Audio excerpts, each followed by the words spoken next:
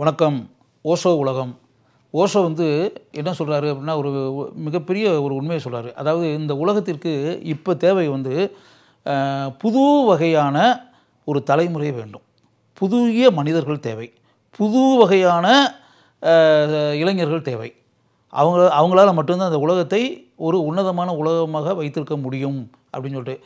இதுக்கு முன்னாடி இருந்த மனிதர்கள் எல்லாமே எப்படின்னா, இதுக்கு முன்னாடி வந்து அவர்களாகவே வந்து சில நம்பிக்கைகள் மனதில் வைத்து கொண்டு அப்படின்னு இருக்குது. அதாவது சில நம்பிக்கைகள் மனசுக்குள்ளே வச்சு இப்படி தான் இருக்கணும், இப்படி தான் வாழணும், இப்படி தான் பேசணும், இப்படி தான் செயல்படணும், இப்படி தான் வாழ்க்கையில் கொள்கைகள்னு வச்சுக்கிட்டு இருக்கணும் அப்படின்ற மாதிரி நினைத்து தங்களுக்குன்னு சில கொள்கைகள், சில வழிமுறைகள், சில ரூல்ஸ் அண்ட் ரெகுலேஷன்ஸு இதெல்லாம் வச்சுக்கிட்டு செயல்பட்டுக்கிட்டு இருக்கக்கூடிய மனிதர்கள். இப்போ சில மனிதர்கள் பார்த்திங்கன்னா, ஒரு குறிப்பிட்ட விஷயத்தை இப்போ உதாரணத்துக்கு சொல்லுவேன், இப்போ கடவுள் நம்பிக்கை உள்ளவர்கள் அப்படின்ற மாதிரி இருந்துச்சுன்னா, கடவுள் நம்பிக்கை இருப்பவர்கள் என்ன நினைப்பாங்க, இந்த உலகத்தில் நடக்கக்கூடிய எல்லா விஷயங்களுமே கடவுளால் தான் நடக்குது, பல கடவுள்கள், அது அவங்கவுங்களுக்கு ஏற்ற மாதிரி அவங்கவுங்களுக்கு ஏற்ற மாதிரி தெய்வங்கள் வச்சுருப்பாங்க, குல தெய்வங்கள் வச்சுருப்பாங்க. அது ஆண் தெய்வமாக இருக்கலாம், பெண் தெய்வமாக இருக்கலாம், எப்படி வேணாலும் இருக்கலாம். இந்த கடவுள் செய்ததால் தான் இதெல்லாம் நடக்கிறது, அந்த கடவுளால் தான் எல்லாம் நடந்துச்சு, எல்லாம் கடவுளுடைய அருளுங்க, கடவுளுடைய ஆசீர்வாதம், கடவுள் மனசு வச்சாரு நடந்துச்சு அப்படின்ற மாதிரி இப்படி வந்து கடவுளை நம்பக்கூடியவர்கள் இந்த உலகத்தில் நடக்கக்கூடிய எல்லா விஷயங்களுக்கும் கடவுளை காரணகர்த்தாக்களாக ஆக்கி அப்படின்ற பேட்டர்னில் இருப்பாங்க. இந்த கடவுள் நம்பிக்கை இல்லாதவர்கள் அப்படின்னு இருக்கல, அவனுக்கு கடவுள் நம்பிக்கையே கிடையாதுல்ல, அவன் கடவுளை நம்ப மாட்டான். கடவுளை நம்ப மாட்டான். அவன் இந்த உலகத்தில் இருக்கக்கூடிய காரியங்கள் எல்லாம் எது அப்படி இப்படின்ற மாதிரி சில விஷயங்கள்லாம் இருந்துச்சுன்னா, அவன் சில ஒரு அமைப்போ இல்லாட்டி அரசியல் கட்சியோ என்னத்தை வச்சு நடத்திக்கிட்டு இருப்பான். அந்த அரசியல் கட்சிக்குன்னு சில கொள்கைகள், கோட்பாடுகள்லாம் இருக்கும். அந்த அரசியல் கட்சி தலைவர் யாரோ ஒருத்தன் இருப்பான். அவன் சில விஷயங்களை அந்த காலத்தில் சொல்லிட்டு போயிருப்பான், அதை என்னத்தையாவது புத்தகத்தில் எழுதி வச்சுட்டு போயிருப்பான். அதை இவங்க ஃபாலோ பண்ணியிருப்பாங்க. ஃபாலோ பண்ணி அதில் சில காரியங்கள் நடந்திருக்கும், வெற்றி பெற்றிருப்பாங்க, ஒரு வளர்ச்சி நிலை கூட உண்டாயிருக்கும்.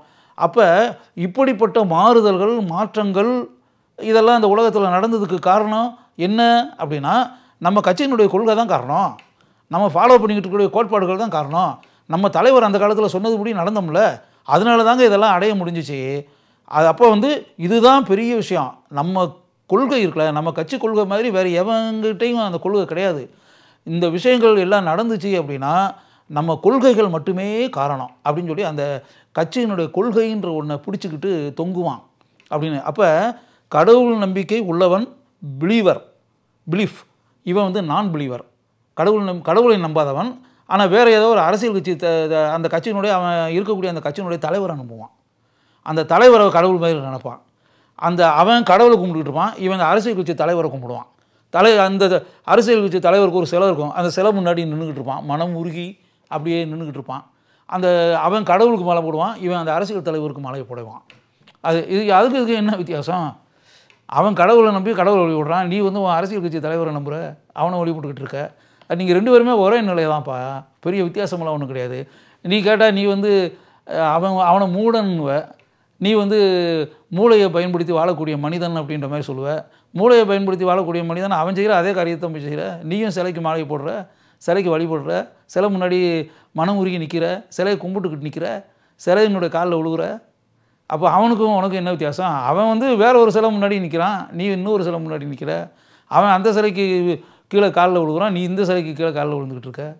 ஒரு வித்தியாசமும் கிடையாது, ரெண்டு பேரும் ஒரே நிலையில் தானே இருக்கீங்க அப்படின்னு சொல்லிட்டு.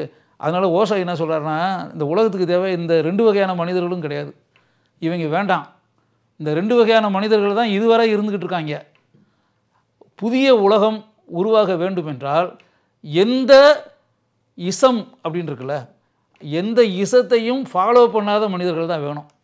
வெறும் நம்பிக்கைகளை வைத்து இருக்கக்கூடிய மனிதர்கள் வேண்டாம், எந்த இசத்தையும் ஃபாலோ பண்ணக்கூடிய மனிதர்கள் வேண்டாம், புதிய மனிதர்கள் தேவை.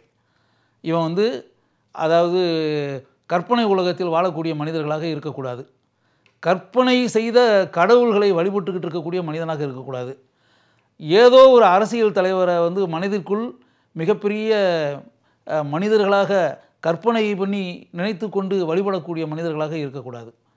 இவன் வந்து ப்ராக்டிக்கலாக ட்ரூ பீப்புள் தேவை, எந்த இசத்தையும் ஃபாலோ பண்ணாத மனிதர்கள் தேவை, அன்பை மட்டுமே விதைக்கக்கூடிய, பாசத்தை மட்டுமே விளைக்கக்கூடிய, நல்ல மனிதர்களை மட்டுமே மனதில் நினைக்கக்கூடிய, நல்ல உலகத்தை மட்டுமே மனதில் நினைக்கக்கூடிய, போரற்ற, யுத்தமற்ற, பேராசை பிடிக்காத, பிறர் சொத்தின் மீது ஆசைப்படாத, இப்படிப்பட்ட உன்னதமான ஆண்களும் பெண்களும் தான் இன்று உலகத்திற்கு தேவை.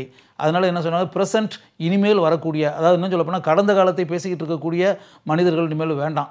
கடந்த காலம்ன்றது என்ன, அந்த காலத்தில் வந்து புராண காலத்தில் இருக்கக்கூடிய விஷயங்களை எல்லாம் இன்றைக்கி பேசிக்கிட்டு, புராண காலத்தில் இப்படி நடக்கலையா, அப்படி நடக்கலையா, கடவுள் இப்படி செய்யலையா, அப்படி அந்த இதெல்லாம் இப்போ வேண்டாம்.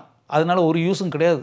அதே மாதிரி இறந்து போன அரசியல் தலைவர்களுடைய பேர்களை எல்லாம் சொல்லிக்கிட்டு அவங்க பேரை வச்சு பொழப்பு நடத்திக்கிட்டு, அதெல்லாம் அப்படிப்பட்ட மனிதர்கள்லாம் இனிமேல் வேண்டாம். இந்த கடந்த காலத்தில் வாழக்கூடிய மனிதர்கள் வேண்டாம். நிகழ்காலத்தை நினைக்கக்கூடிய, நிகழ்காலத்தை பற்றி சிந்திக்கக்கூடிய, நிகழ்காலத்தில் உலகம் எப்படி இருக்க வேண்டும், மனிதர்கள் எப்படி இருக்க வேண்டும், மனிதர்களுடைய வாழ்க்கை எப்படி இருக்க வேண்டும், மனிதர்கள் எப்படி பிரச்சனை இல்லாமல் இருக்க வேண்டும், சந்தோஷமாக இருக்க வேண்டும், வறுமை இல்லாமல் இருக்க வேண்டும், அனைத்து செல்வங்களையும் பெற்று உற்சாகமாக சந்தோஷ கடலில் மிதக்க வேண்டும் அப்படின்னு நினைக்கக்கூடிய ஒரு தலைமுறை தான் இன்று உலகத்திற்கு தேவை. அப்படிப்பட்ட தலைமுறை வந்துவிட்டது அப்படின்னு ஓஷோ சொல்கிறாரு. வந்துவிட்டதா? வந்து கொண்டு இருக்கிறது, வந்து விட்டது, இனிமேலும் வரும் அப்படின்ற அந்த நம்பிக்கை இருக்கு இல்லையா. வந்து விட்டது, வந்து விட்டார்கள், அந்த அப்படிப்பட்ட தலைமுறை உருவாகி விட்டது அப்படின்றதான் உண்மை. உருவாகி விட்டதுன்றது இந்த ப்ரோக்ராம் பார்த்துக்கிட்டு இருக்கும்போது உங்களுக்கே தெரியும். உங்களை சுற்றி இருக்கக்கூடிய இன்றைக்கி இருக்கக்கூடிய இளம் தலைமுறையெல்லாம் பாருங்கள் எப்படி இருக்காங்கன்னு பாருங்கள். அவங்க கடந்த காலத்தில் வாழவில்லை, கடந்த கால பெருமைகளை பேசவில்லை, கடந்த கால கதைகளில் திளைக்கவில்லை, கடந்த கால பெருமைகளை பேசிக்கொண்டு வாழ்க்கையை வீணாக்கவில்லை. நிகழ்காலத்தில் வாழ்கிறார்கள், நிகழ்கால விஷயங்களை பேசுகிறார்கள், நிகழ்காலத்தில் எப்படி வாழ வேண்டும், என்ன செய்ய வேண்டும் என்பதை பற்றி சிந்திக்கிறார்கள். அப்படிப்பட்ட அருமையான தலைமுறை பிறந்து விட்டது, உருவாகி விட்டது. இனிமேலும் இப்படிப்பட்ட தலைமுறையில் இருப்பவர்கள் கோடிக்கணக்கில் இந்த உலகமெங்கும் பிறப்பார்கள். அப்படி பிறந்து வரும்போது, அப்படிப்பட்ட மனிதர்கள் நிறையும் போது இந்த உலகம் உன்னதமான உலகமாக இருக்கும் என்பதை நான் சொல்லணுமா என்ன? நான் சொன்னதுலேருந்து நீங்களே புரிஞ்சுக்கிறீங்க. ஓஷோ வந்து எப்படிப்பட்ட விஷயத்தை அந்த நூலில் கூறியிருக்கிறார், தன்னுடைய நூலில் எழுதியிருக்கிறார் அப்படின்போது உண்மையாகவே ஓஷோ மீது நமக்கு அளவற்ற மதிப்பும் மரியாதையும் உண்டாகும்.